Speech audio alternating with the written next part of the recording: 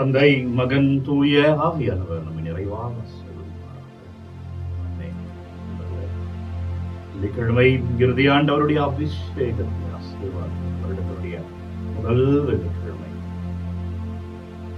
அர்ப்பணித்து இந்த ஆராதனையில குறிப்பாய் வெள்ளிக்கிழமை என்றாலே உடல் சுகம், மனசுகம் எல்லாம் உங்கள் உடல் இதுவெல்லாம் உங்க வாழ்க்கையிலே பலவீனங்களோ ஒப்பு கொடுத்து ஆராதிங்க. எதுவெல்லாம் உடல் சுகம் இன்மையில இருக்கிறீங்களோ, எதுவெல்லாம் ஆசீர்வாதம் வேண்டுமோ, எதெல்லாம் உடல் பலவீனத்துல நீங்க வெற்றி கொள்ள வேண்டுமோ ஒப்பு கொடுத்து ஜெபிங்க. இது கடவுள், இதோ ஆண்டவர், இதோ இயேசுசாமி, இது அபிஷேகம், இது வல்லமை முழுமையாய் அர்ப்பணித்து ஜெபிக்கலாம்.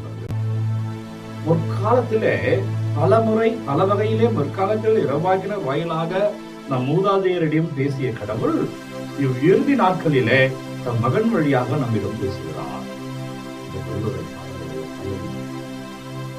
ஆண்டவர் முற்காலத்தில் இறைவாக்கினர் வழியா பேசினார். இன்றைக்கு இயேசு கிறிஸ்துவின் வார்த்தைகளாலே நாம் பேசப்படுகிறோம். அவர் நம்மகிட்ட பேசிட்டே இருக்கிறார். அவன் கூட இருக்கிற அப்படின்ற வார்த்தை, கடவுள் மத்தியிலே இருக்கிறார் என்ற வார்த்தை.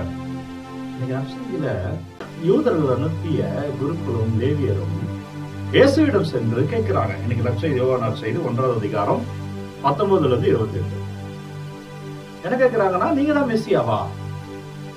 யோவான் சொல்றாரு, நான் மெசியா இல்லை. பாலைவனத்துல ஒரு குரல் கேட்கிறது.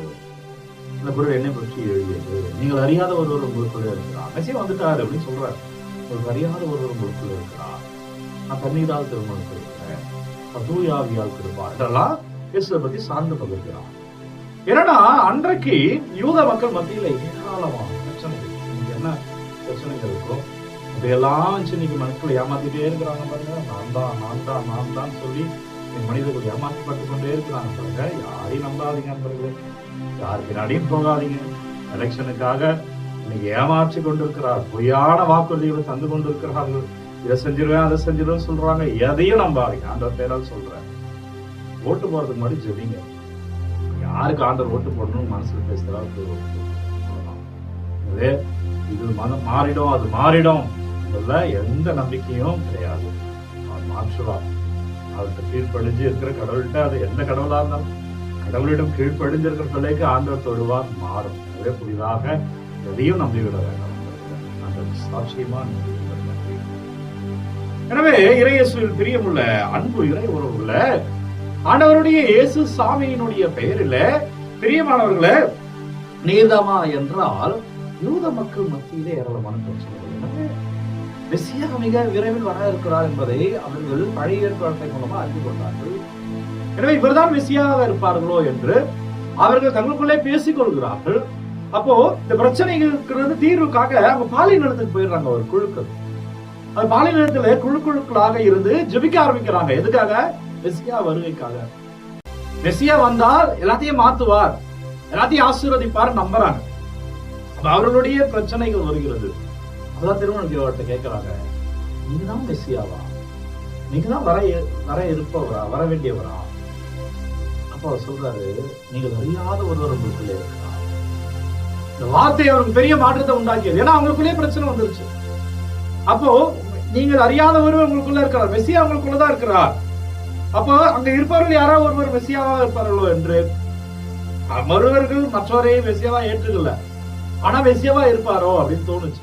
அப்ப அவங்களுக்குள்ள மரியாதை வந்து ஒருவர் மற்றவரை மெசியாவாக பார்க்க ஆரம்பித்தார். பாலை நிலத்திலே பாதையை செம்மையாக்க, இந்த இறைவார்த்தை பாருங்க, ஆண்டவருக்கான வழியை செம்மையாக்குங்கள் என பாலைவனத்தின் நிலத்தினோட குரல்.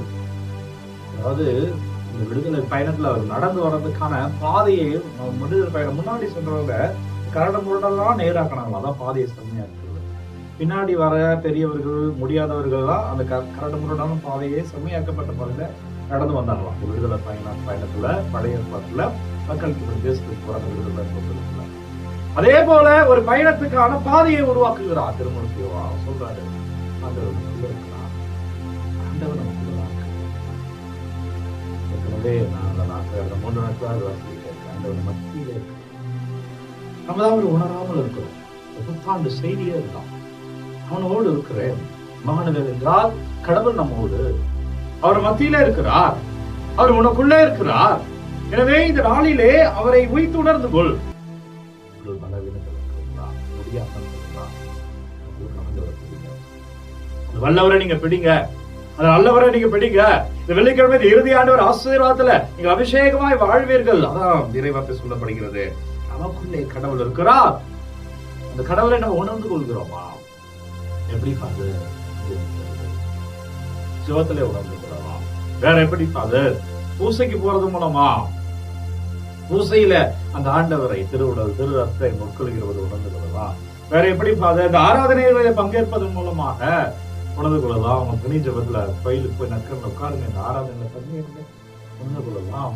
வேற எப்படி ஃபாதர்? மற்றொரு உதவி செய்வதன் மூலமாக இந்த இறைவனை உணர்ந்து கொள்ளலாம். அடுத்தவரில் இறைவனை காணலாம். மற்ற எப்படி ஃபாதர்?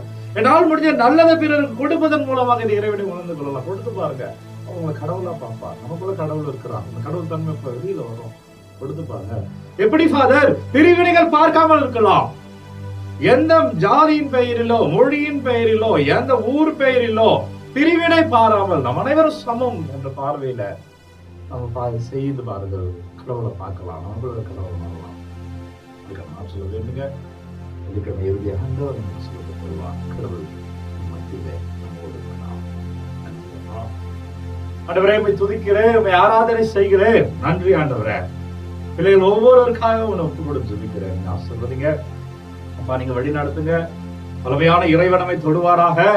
ஆண்டவரமை ஆசீர்வதிப்பாராக. இயேசு சாமியின் பெயரில் வல்லமையில வாழ்வோமாக. குறிப்பா இந்த வெள்ளிக்கிழமை வல்லமையான இறுதி ஆண்டவர்கிட்ட ஒப்பு கொடுக்க ஒவ்வொரு விண்ணப்பங்களையும் ஒப்பு கொடுக்கிறேன். நீங்க அனுப்புகிற ஒவ்வொரு ஜெப தேவைகளையும் ஒப்பு கொடுக்கிறேன். அப்பா உங்களை தொடுவாராக. அப்பா உங்களுக்கு சுகம் தருவாராக. இயேசு கிறிஸ்து திருப்பெயரால் வாழ்வீர்களாக. வல்லமையான நற்கரை ஆண்ட பெயரில் அபிஷேகமாய் ஆசீர்வாதமா இருப்பீங்க. வருஷத்துல சாட்சியமா இருப்பீங்க. நாளை கடவுளோடு இருந்து நடத்துகிறான். எல்லாம் அல்ல இறைவனை ஆசீர்வாதம் குறிப்பும் எல்லாம் அல்ல இறைவனை தந்தை, மகன், தூய ஆவியானவர் நம்மை நிறைவாக ஆசீர்வதிப்பாராக. இதனாலும் இனிய நாளே கடவுள் நம்மோடு இருக்கிறார். சந்தோஷமாய் கொண்டாடுவோம். நண்பர்களே, ஒவ்வொரு நாளும் இடையே காலை 3 மணிக்கு இந்த ஆராதனை வழங்கி கொண்டிருக்கிறோம். யாருக்கு தேவை நினைக்கிறீங்களோ அவர்களோடு பகிர்ந்து கொள்ளுங்க. God bless you. Take care.